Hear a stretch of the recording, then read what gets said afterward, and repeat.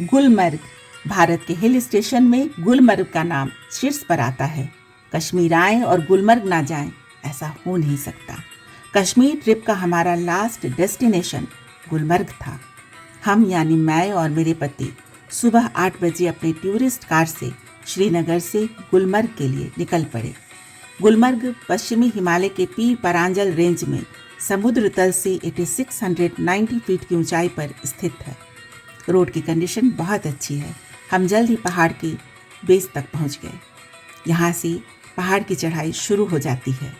घने जंगलों के बीच से होती हुई टेढ़ी मेढ़ी घुमावदार पक्की सड़क। जगह जगह व्यू पॉइंट बनाए गए हैं जहाँ ठहर ठहर कर यात्री प्रकृति के इस अनुपम सौंदर्य को अपने कैमरे में कैद करते नजर आते हैं। वैसे तो यहाँ के जंगल अनेकों प्रकार के वृक्षों से भरे हैं, मगर हेमंत ऋतु में रंग बदलते हुए चिनार के वृक्ष की छटा अनूठी लगती है। यह वृक्ष यहाँ की पहचान है। 3 घंटे के सुहाने सफर के बाद हम गुलमर्ग पहुँच गए। यहाँ ठहरने के लिए पर्याप्त होटल हैं। सेल फोन का नेटवर्क भी ठीक है। लगभग सभी होटलों में फ्री वाईफाई की सुविधा भी है।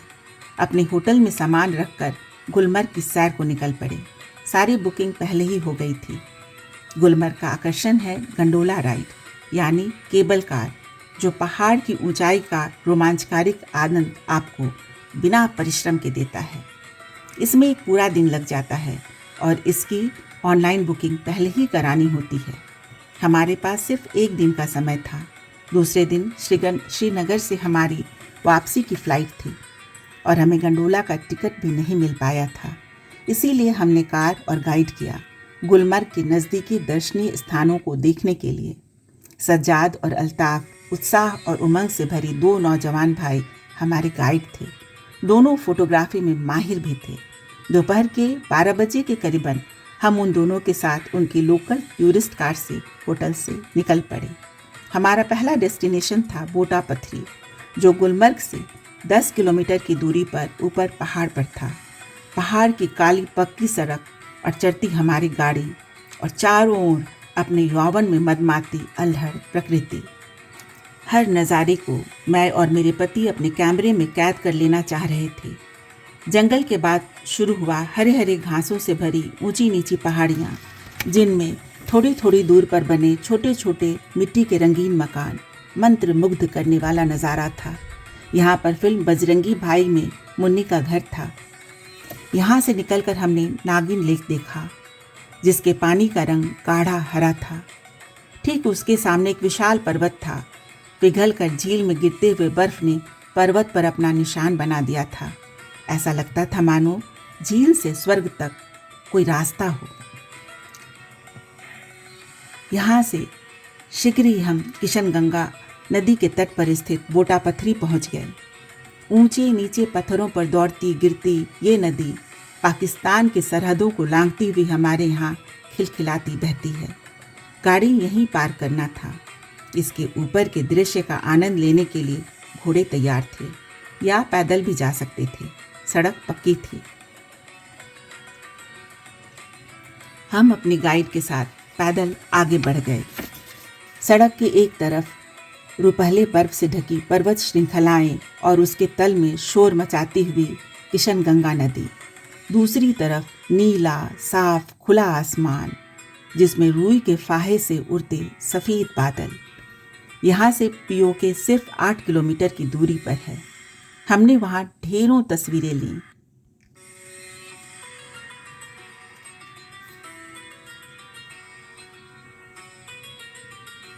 वापस नीचे आकर नदी के किनारे बने एक टी स्टॉल पर कहवा पिया।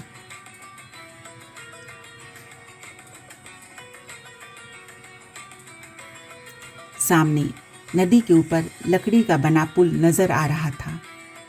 फिल्म जब तक है जहाँ की कुछ शूटिंग इस पुल पर भी हुई थी। फिर हमारी गाड़ी यहाँ से निकल पड़ी पहाड़ के सबसे निचली घाटी की ओर, अपने दूसरे डेस्टिनेशन ड्रंग वैली की ओर। नागिन की तरह बल खाती पक्की सड़क से होते हुए हम पहुँचे ड्रंग वैली में स्थित ड्रंग वाटरफॉल। ऊंचे पहाड़ से पानी की धारा का गिरना और शोर के साथ बूंदों में बिखरना मन में उमंग और जोश भर देता है। इंस्टाग्राम और सोशल मीडिया के लिए फोटोग्राफी करते हुए यहाँ बहुत लोग दिखे। यहाँ के लोकल बच्चे भी आपको मोबाइल से आपके लिए रील बनाने का ऑफर करते हैं, बदले में आप स्वेच्छा से उन्हें जो दे दें।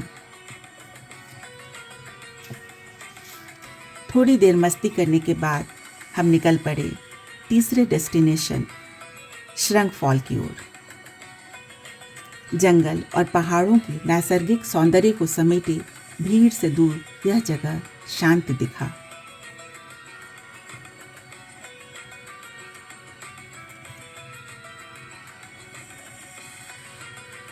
दिन ढलने को हो रहा था। हम वापस गुलमर्ग आ गए। अभी गुलमर्ग घूमना बाकी ही था।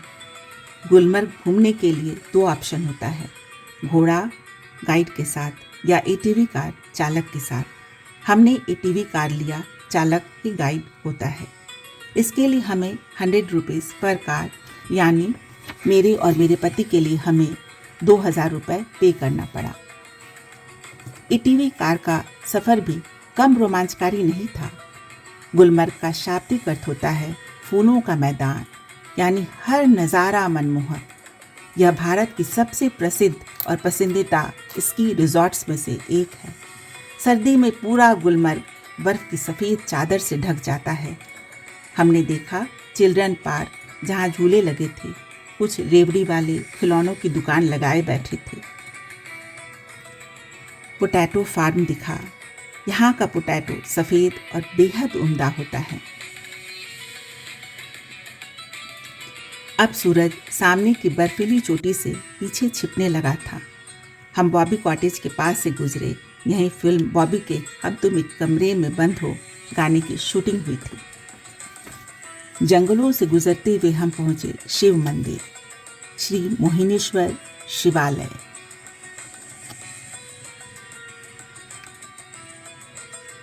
भगवान शिव के दर्शन और नमस्कार कर हम बाहर आ गए।